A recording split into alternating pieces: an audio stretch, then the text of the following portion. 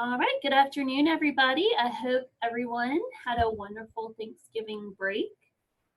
We are glad to be back with you today, and sorry again for the very last minute cancellation of the last webinar a few weeks ago. It was a little hectic around here during that time with technology, but hopefully we'll be good to go today and won't have such a hiccup. Just want to make sure everybody can hear me. So if you can hear me, can you please raise your hand?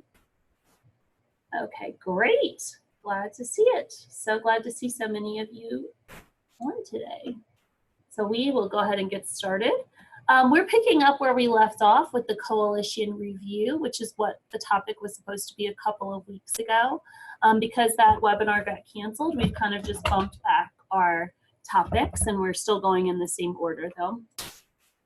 So today we're going to review coalition building. A few weeks ago, you guys produced network mapping, a deliverable of sort, where you kind of listed some potential partners or people you could engage in the future.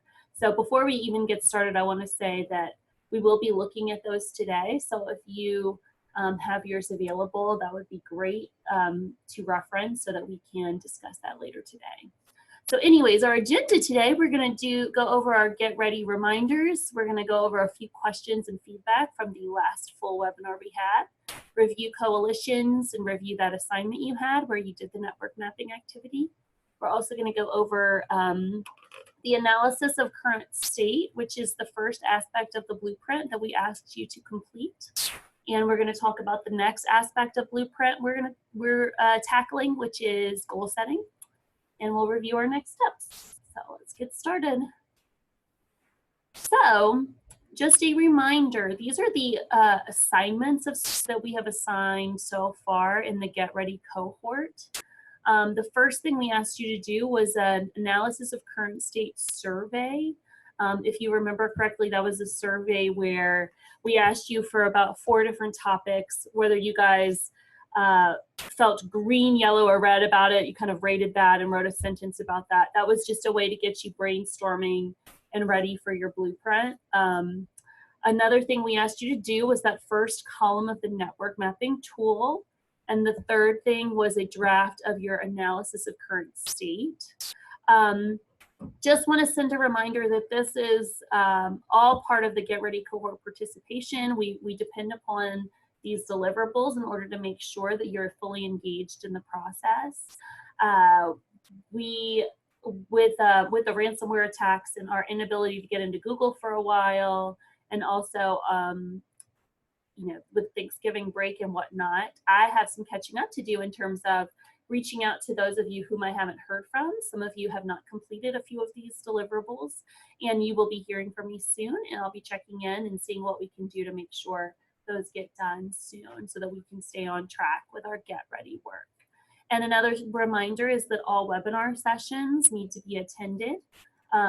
We record every single one of them, but it's really great for you to be in person if possible, because we ask questions, we want you to engage, we want you to ask questions. If you have any, that's the best way to participate. But if for some reason you can't join, we will share YouTube links you can revisit, and we'd like you to let us know if you can't join or if you send someone in your place. So thanks. A lot of you have been really diligent about that, and we really appreciate it. So we're going to have one more webinar before the end of the year. That will be next Wednesday.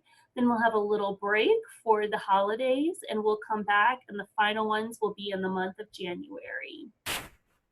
So we're about halfway there, guys. So budgets were also due in EGMS, I believe November 30th, and EGMS, of course, was down at that time, so a lot of you could not complete this. So we ask that you just do this as soon as you can, now that EGMS is back up and running. And if you have any technical questions about EGMS, please reach out to me.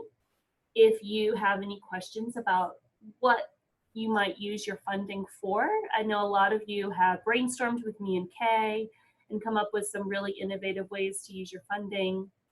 So if you feel like you're still unsure about that, please let us know. I do want to make a note that as of right now, your funding runs through the end of February. We are hopeful that we will get an extension from the federal government to extend those funds to the end of June. But as you're doing your budgets, just keep that in mind that that is not a guarantee. So think about how you could spend those funds by February. And believe me, as soon as we find out if those funds are extended further in the year, we will let you know.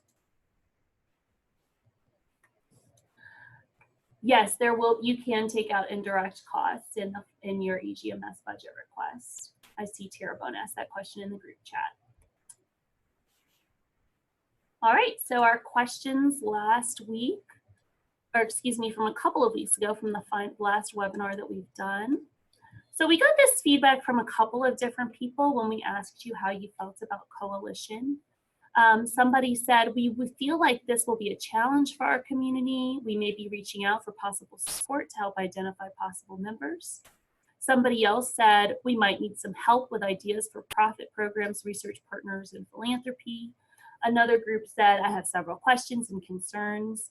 So today, if you have any lingering questions about your coalition, we're going to be sharing a lot of different ideas today about who you brainstormed that could potentially help your community, your community's coalition.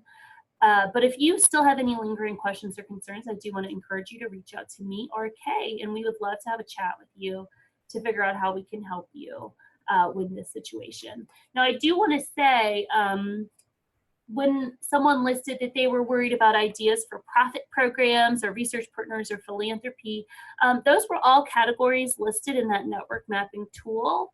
They were just there to give you some ideas for different people you can bring to the table. You don't necessarily have to have one organization from every single category of people.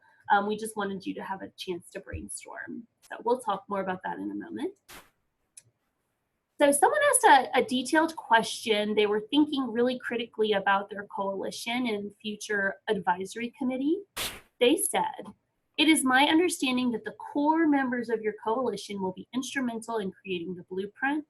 The advisory committee, or whatever we name it, will be comprised of additional individuals who can assist in educating the community concerning our blueprint. The advisory committee can include core members, but should include others. Is this correct? So we love that you guys are thinking so critically about what this advisory structure might look like, who's the core member of your core members of your coalition. We just want to stress a couple of things. One of the things is that as a Get Ready cohort participant, we talk a lot about the 4 pillars of Ready Start Networks: blueprint, coalition, governance, and fundraising. But as a Get Ready cohort participant, the only one you're responsible for developing is a blueprint. And we want you to collaborate with at least one representative from each program type in your community network on that blueprint. So for example, I think that's kind of what you were saying when you said core members of your coalition. So we'd like, we don't want you to be doing this blueprint alone. We'd like you to make sure you bring it and present it to Head Start or schools and childcare representation. We just want to make sure that you do engage others. But again, we just want to stress that of the 4 pillars that we talk about with Ready Start Networks and the Get Ready community, you don't have to build a coalition in governance or conduct fundraising by any means. We're just getting you thinking about those things if you should become a Ready Start Network. So if you do choose to be a Ready Start Network, as a Ready Start Network, your coalition, broadly speaking, will be comprised of community members supporting your cause. If you become a Ready Start Network, the blueprint will need to have input from and be approved by your governing body. And we'll talk more about the structure of what Ready Start Network governance could look like at a future webinar. So right now, we're really just focusing on first of all, we want to help you develop and write a blueprint. But second of all, we just want you to be thinking about what this could look like in your community. And we want you to be thinking about what coalition members you could bring to the table, which we'll talk about in just a moment.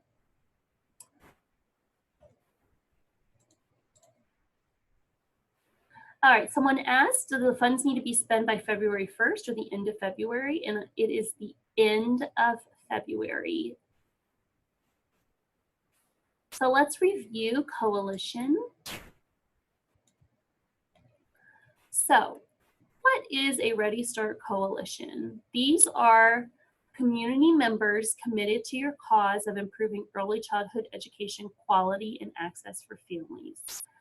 These people will serve as advocates and external champions to promote your cause in the community.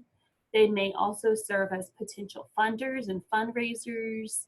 And finally, they might be able to assist you in furthering your cause depending on their skill set.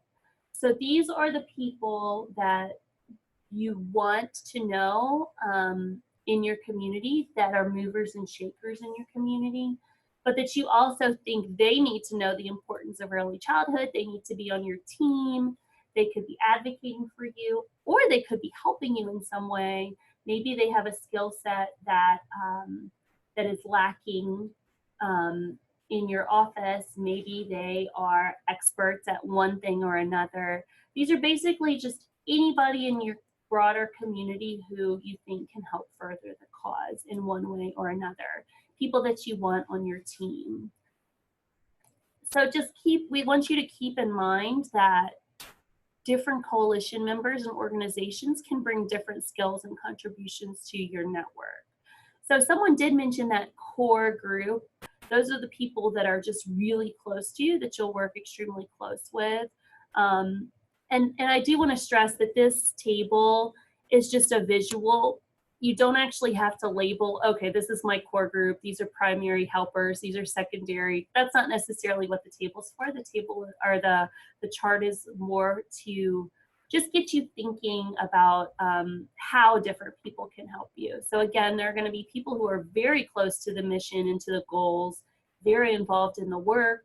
And then there might be people who are your champions, your partners. You like to consult with them. You like to keep them pretty in the know. There might be other people who are supportive or potential future partners, people who are really not necessarily directly related to the work, but who might be able to help you in one way or another, or that you just want to be champions of your cause.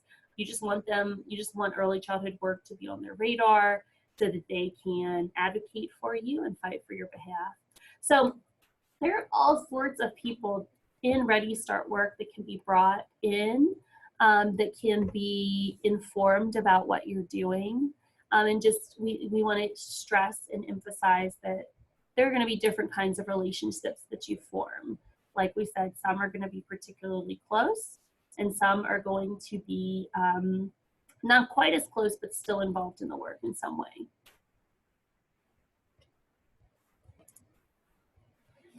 So we want these people in your coalition to first and foremost support you to conquer your blueprint goals. We want them to promote awareness in your community about the importance of early childhood care and education, educate other community members and organizations about the network's role in improving early childhood care and education, to build awareness of the network, to encourage others to invest in the network, to thought partner with you as you address your blueprint goals. So that's kind of like a brainstorming partner in one way, and to advocate on behalf of the network to help you achieve these goals included in the blueprint. We think that community buy-in is really, really essential to successfully executing your blueprint. So it cannot you cannot be a lone island in this endeavor. A lot of you work so hard and you wear many, many hats, and you have lots of roles and responsibilities. And we recognize that in order for a blueprint to really be successfully executed, you have to have others coming in and helping you, and really play to their strengths as well where you need them.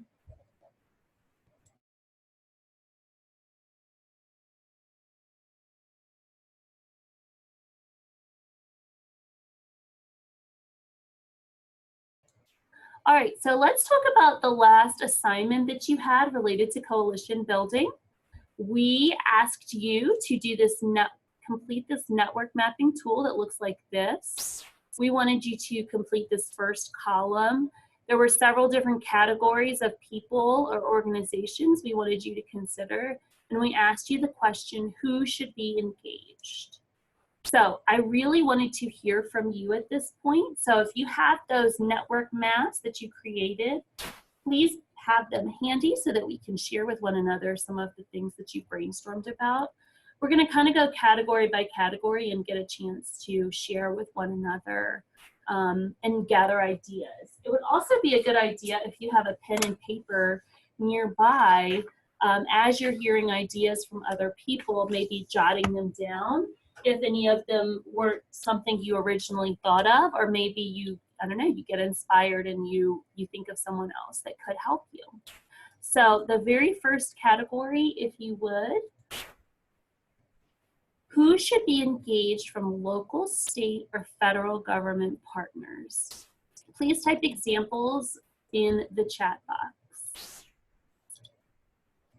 As I was reviewing some people's network maps, I noticed a lot of people included mayor's offices, state representatives or sheriffs. Some people mentioned city council members. Some mentioned DCFS representation. Eager to see if anybody thought of anything different. Let's see, Pam of Shreveport said the city of Shreveport mayor's office, great idea. Molly of Iberia said school board, parish president, Department of Family Services. Oh, this is a very unique one. I like this one. The Shreveport Parks and Recreation Department, Shreveport Police and Fire Department. We've also got parish council members, city council members, manager of assessor's office, judge/CA, sheriff and police jury representation, school board, local government, higher education, Shreve Memorial Libraries. All of these are great examples. Chamber of Commerce. Okay. Bridget said Project Celebration, which is a nonprofit agency that provides supports for families. That's a great example. I think we're going to get to nonprofits next, but those are really, a lot of you probably have unique organizations like that it would be really great to engage. The LSU Ag Center, great example. All right, thank you so much for all of your sharing. The Sheriff's Department, yeah. So what nonprofit partners should be engaged? So I'm so glad Bridget shared her nonprofit from her area. I'd like it maybe if yours is unique, maybe one that's not super well known, maybe you could share just like a very brief description of what kind of nonprofit it is. Betty asks, can we get a list of those? Sure. You know what? What's great about Zoom is that at the end of this, the chat box saves to my computer. So what I can do is save this chat box and put it in an organized manner and share it with everybody. Great idea, Betty.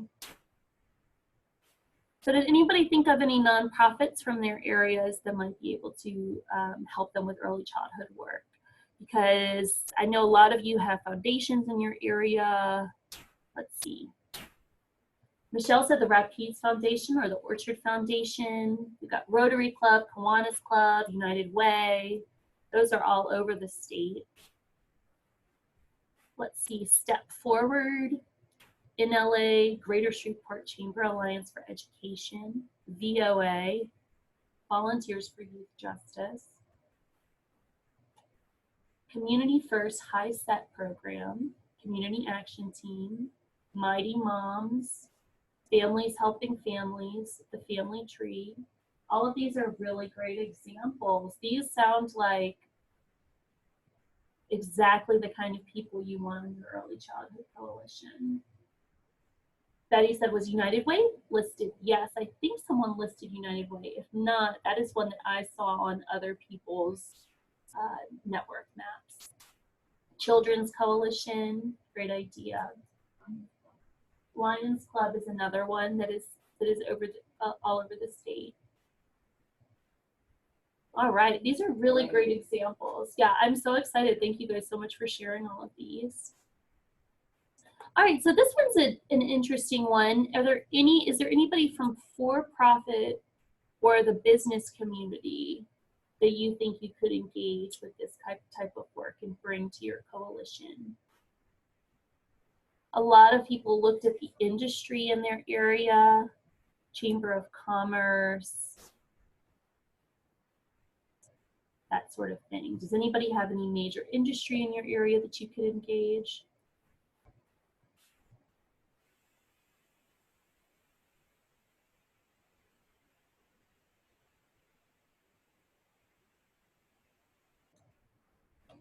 All right, so Betty mentioned Fiber Bond, Dow Chemical Plant, Halliburton, Rouse's. Yeah, Kay's over here saying Walmart is a good idea. Martco, the Cushata Casino, is that how you pronounce Yeah, that? Cushata. Cushata Casino and Allen Parish Correctional Facility. Yeah, I know Allen Parish early on when they first started. Michelle, didn't they construct a barbecue pit for y'all to raffle way back when you first got started? Do you remember that?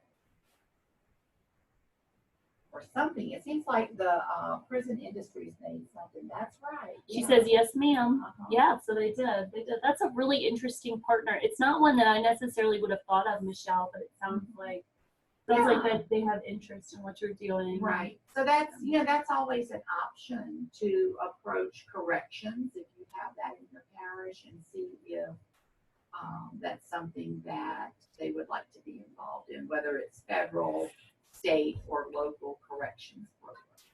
They often look for things for their inmates to be involved in. Yeah, that's great. See, that's why I love these sharing sessions, because I'm always surprised and getting new ideas too. That's great. Thank you for sharing, Michelle. And thanks everybody for sharing. Okay. Could anybody think of research partners that could be engaged?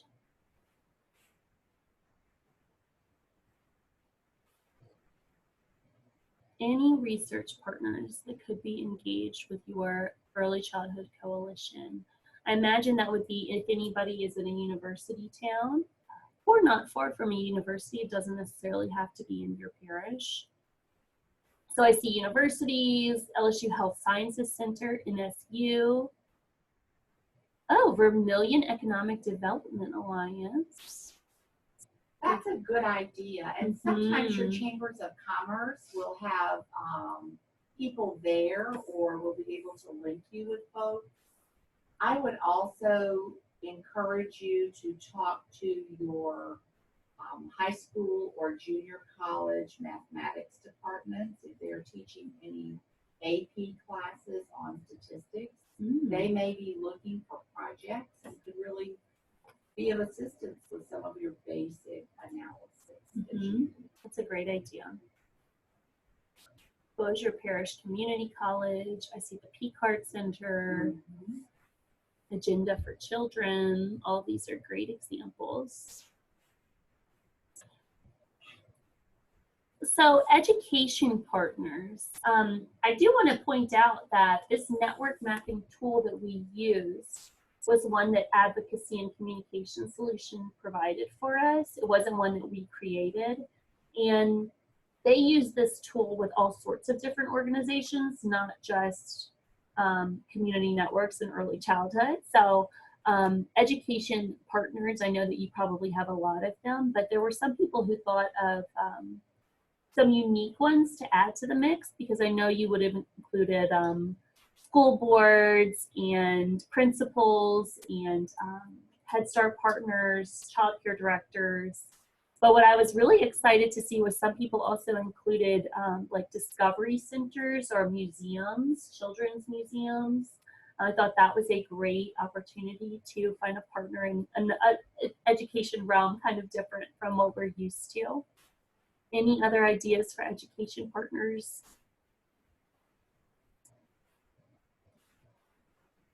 Okay. NSU, yeah, that's a good one. An arts council. Oh, I love that. I really like that idea. How about the Council on Aging? Tell me more about that, Kay. How do you think they could Sometimes be they involved? are good to volunteer. You know, if you're having events, they can provide information. Sometimes different child care centers might need volunteers, or schools might need volunteers for encouraging children to read or just read aloud. If you do Saturday read alouds, maybe in partnership with the library and the Council on Aging. That's a good idea. So we talked a little bit, I feel like some of these buckets of these categories kind of overlap a little bit, but if anybody else has any ideas for philanthropy, I know we kind of touched on them when it came to some nonprofits, but some philanthropy other people mentioned were Lions Club. Oh, thank you. I skipped one. Thank you, Dr. Odinga. I skipped faith-based communities. Who should be engaged from the faith-based communities? There are often ministerial alliances across parishes. Sometimes they're within cities. Those are often folks who are interested in at least helping with public awareness. Mm-hmm. I'm looking, Michelle posted a Parish Pastoral Alliance. Mary McMahon said a pastor from the Hispanic church, which is a great idea. I know that that's a community that you're trying to reach out to and really get to that Spanish-speaking population, so that's a great idea. Christy said Hope Ministries and Catholic Charities. Pam mentioned some local churches that she wants to engage. All of those are really great ideas. There are often also medical societies, just as there are ministerial alliances, there are medical societies or alliances. Mm-hmm. That's true.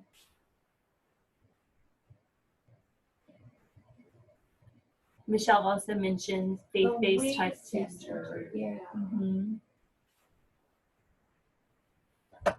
All right. Now back to philanthropy. Did anybody have any other philanthropies that maybe were not previously mentioned that you could reach out to?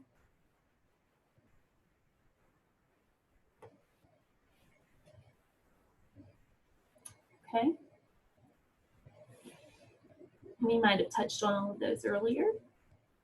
So I kind of lumped all the rest of them together because a lot of them were asking about any grassroots organizations or any individuals or any just other in general. And so I wanted to know, are there any other organizations or leaders in your community that could be engaged in this work? Pam said Northwest Louisiana Food Bank.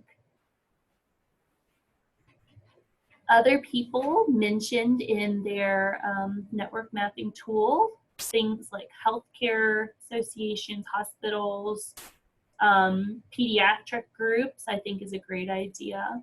A lot of people had specific individuals listed, and I'm assuming that those are just people particularly active in your community that may be movers and shakers, like I said earlier, who you'd like to get behind your cause.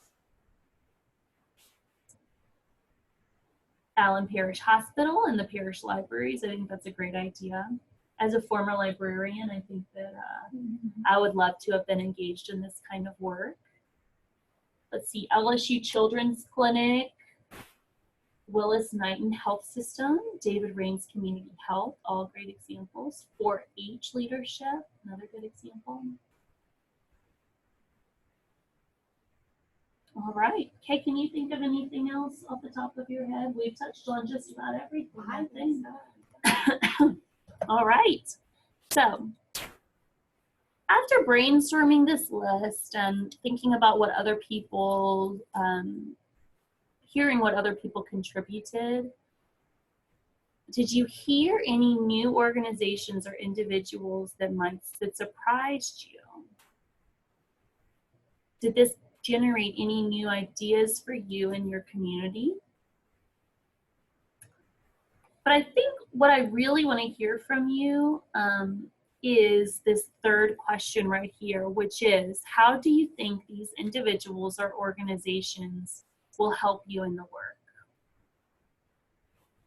So thinking about, the Arts Council or local churches or the LSU Children's Clinic, all of these mini examples, like what do you think they can help you do? We want you to think about that now. So in your network mapping tool, in that second column, consider why this individual or organization and how could they help you execute your blueprint. So what we're going to do now is actually give you a moment to work on this.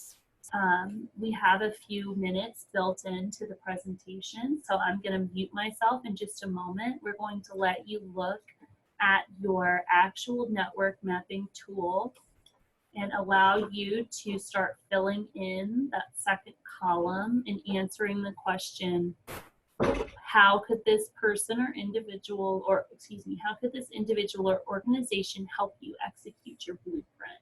Whether that is as advocates, whether that is as thought partners, or in any other way. So I'm going to mute myself. I'll give you just a few minutes to work on this. We wanted to set some time aside today for you to take a look at this.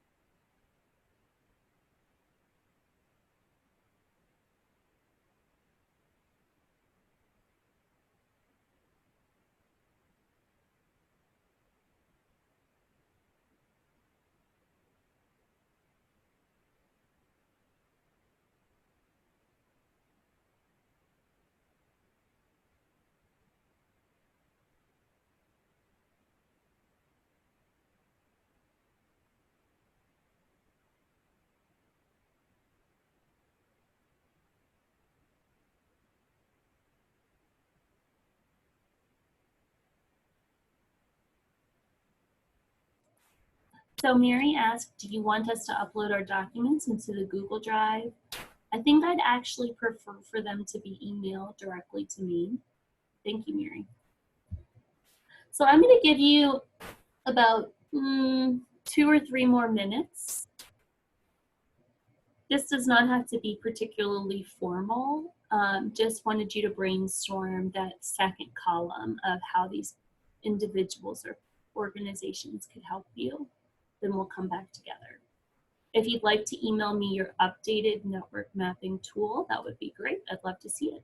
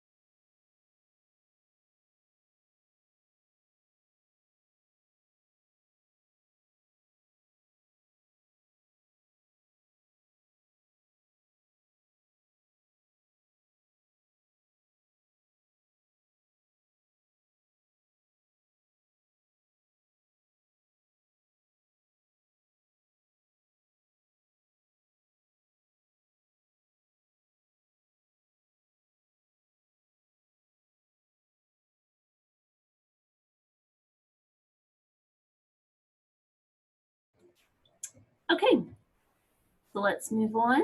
I hope that after hearing from other people today and getting some really good feedback from the other Get Ready crews, you maybe got some new ideas or maybe thought about this in a new way.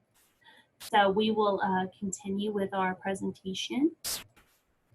And that is now going to turn to the analysis of the current state review. So a couple of weeks ago, we asked you to turn in the first part of the blueprint, which was the analysis of your community network's current state. So just as a friendly reminder, this is the section of your blueprint where you describe your current state. You include your network's strengths and shortcomings. This is where you include some data, using data kits that we provided to you or any other data you have on hand. And you basically just include some critical background information needed to help external stakeholders better understand your community network's needs. So in order for you to set up to create goals and to create strategies for the direction you want your network to take, people kind of have to understand first where you're coming from and what your current state is. So that's what this section is for.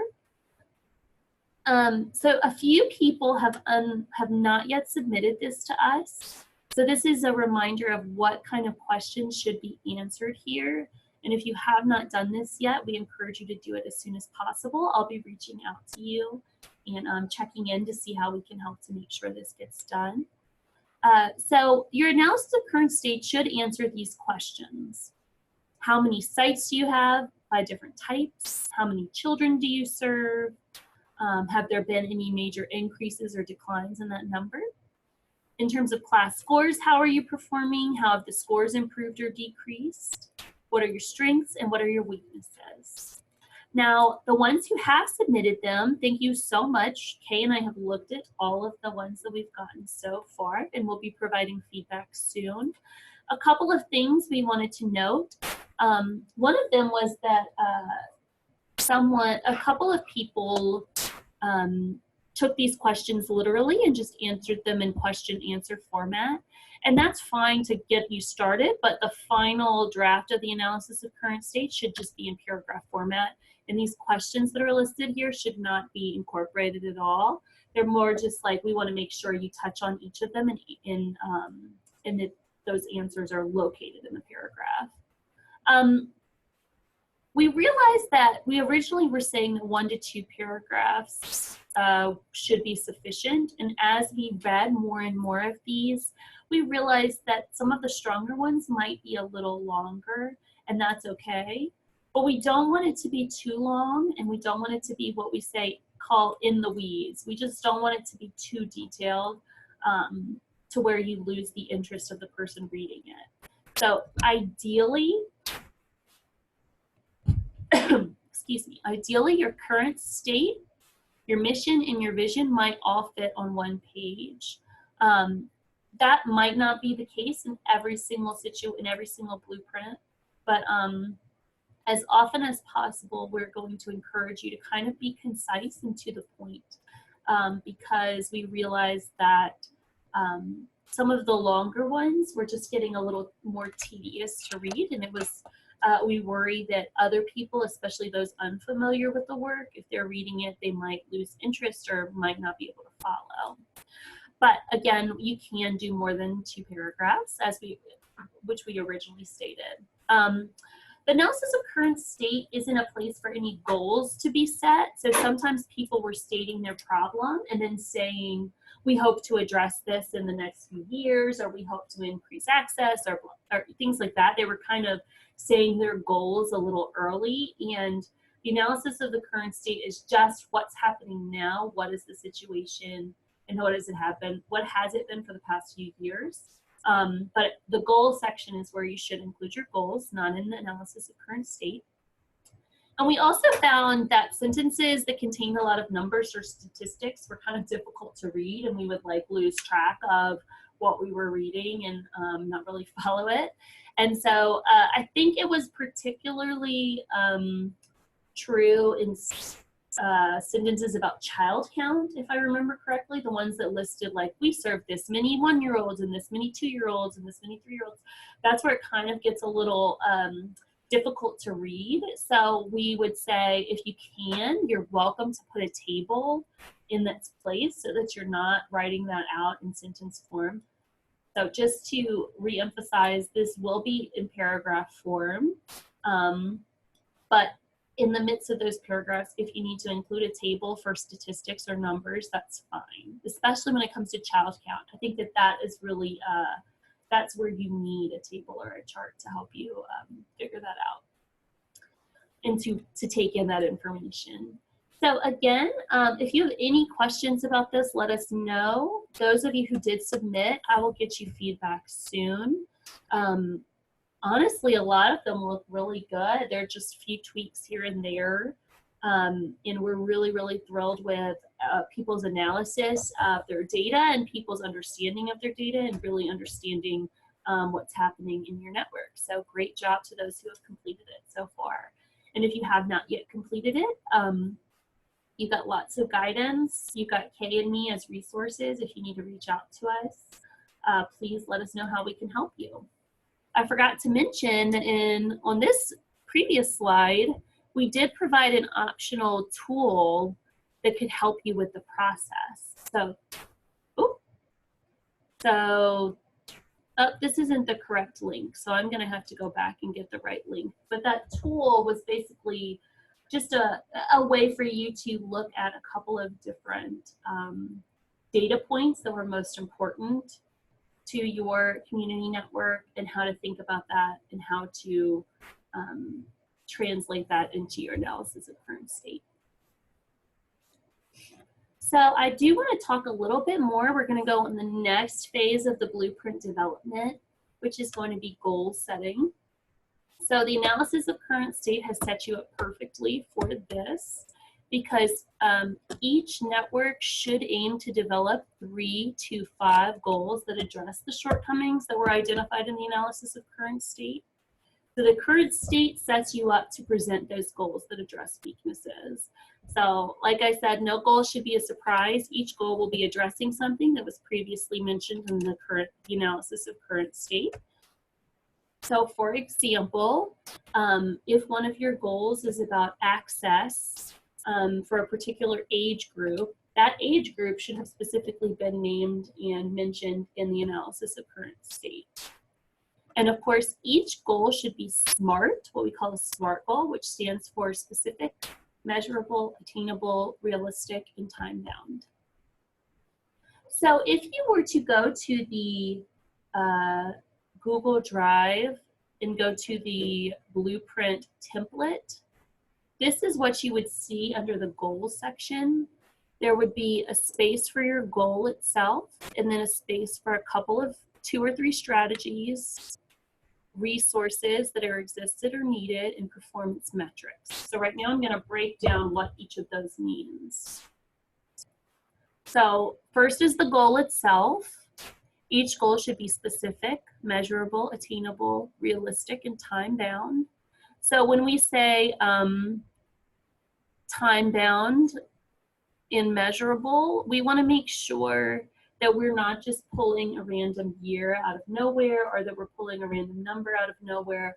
Look at what data you do have and make sure you use that data to help make an informed decision as to what your goal might be. What realistically can you attain with your numbers and whatever it might be. So after you create a goal, there should be at least 3 strategies to support it. And the strategy is that approach that you're going to take to achieve a goal. So for example, if your goal was to lose 20 pounds by the end of the year, which by the way, it's really short to the end of the year. I think we set this goal earlier this year. But if we were to say our goal is to lose 20 pounds by the end of the year, that's the goal itself. But then the strategies might include something like walk 20 minutes daily, reduce your sugar intake, drink a gallon of water daily. So strategies are the approaches you take to achieve the goal. And then you'll list the resources that you have that can be leveraged. Now, you might list existing resources already in place, and you might also include needed resources. So for example, if you have a goal related to quality and one of your strategies is to make sure every classroom has a curriculum, then you would maybe include curriculum. If not every classroom has curriculum, that could be in your needed resources, just an example. And then each goal should also include a performance metric, which is a measurable gauge of progress toward a goal.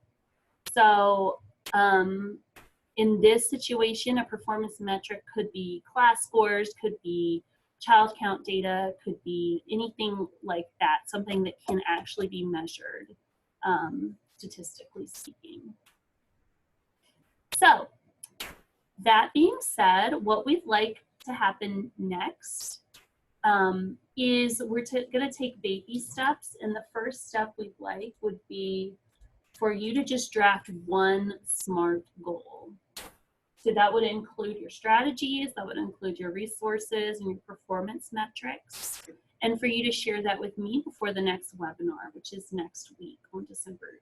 The webinar is December 11th, but December 10th would be the day you would send your SMART goal to me. We want to make sure that before you do 3 to 5 more goals, we want to make sure that you start strong with your first, and then we can give you some good feedback to make sure you're on the right path for your goal. So actually, what would be best is probably if you just include your SMART goal in the same document you include your analysis of current state, because in the end, they will all be in the same document. That will all be a part of your blueprint. So rather than create a completely new document, just add to that one already.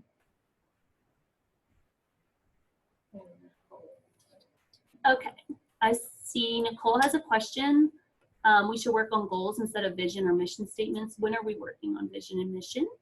So on our timeline, yes, we are starting with analysis of current state and then doing goals, and we'll discuss vision and mission when we get back from the holidays in January. I think some people have already begun this work. They use some of the tools that we shared for vision and mission already, and went ahead and started working with their partners to create those. That's fine if that's the pace that you'd like to take, but as a group, we will probably not touch on that until January.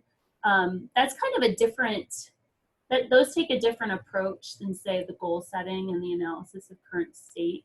Goal setting and current state to me is like more analytical, looking at data and numbers are really important, and mission and vision kind of takes a different approach, which is why we kind of split it up in this way.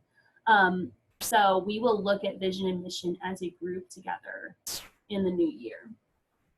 Something that we have found in working with cohort 2 is some folks found it really difficult to develop a vision and a mission without knowing their goals. So it was helpful for them to look at their current state, look at their data, say where they wanted to go, and then from that, know what their vision and mission was. As Lizzie pointed out, if you would like to take the approach of, going ahead and working on your vision and your mission, you certainly should feel free to do that. Right. Yep. Great point. So our next steps, we've got a recap survey that we'd like you to complete at the end of this webinar. If you have not yet done so, please submit your analysis of current state. But if you have, once you've done that, please draft one SMART goal and submit it to me by December 10th. And just include both of those things in the same document. That would be most helpful. Are there any lingering questions before we sign off today?